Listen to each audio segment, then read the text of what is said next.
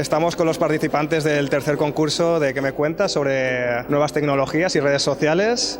¿Cómo os animasteis a hacer este concurso? Gracias a mi profesora de Ciudadanía, que nos expuso el tema, y pues me di cuenta de que era un tema bastante importante y de que quería participar. Por nuestro profesor Jorge y porque me gusta mucho dibujar. Me pareció buen el tema que hablaban sobre el internet y todos los problemas que está habiendo sobre el bullying cibernético y todo eso, y pues me apunté por probar y bueno, ha resultado bien. ¿Qué le parece esta iniciativa del concurso? A mí esta iniciativa me parece muy interesante, el fomentar las nuevas tecnologías bien usadas en los jóvenes.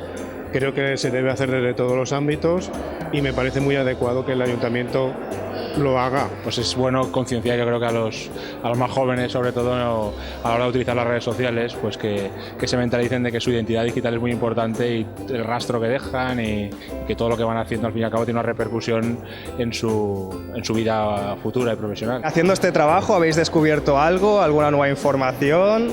Siempre que entres en una red social, asegurarte de con quién estás hablando, por ejemplo, y no pues una petición de amistad a lo mejor que te llega en Facebook de una persona que no sabes quién es, no dejarte llevar por lo que pone en su foto y en su perfil.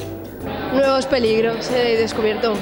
La temática de las nuevas tecnologías siempre es motivadora para los alumnos, ya que ellos son nativos digitales y la temática siempre se tiene que extender a lo que es el manejo de Internet, a lo que es el manejo de videojuegos, las redes sociales. Tienen que tener cuidado, que es una herramienta muy buena, pero claro, según el uso que se haga de ello. ¿Qué papel tienen los centros educativos en las situaciones que pueden crear las nuevas tecnologías?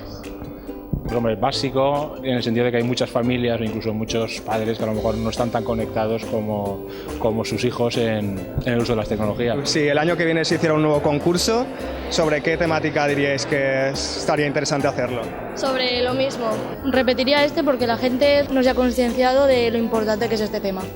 Y me gustaría que toda esa gente que no tiene ni idea del problema que se puede estar metiendo, que recapacitara.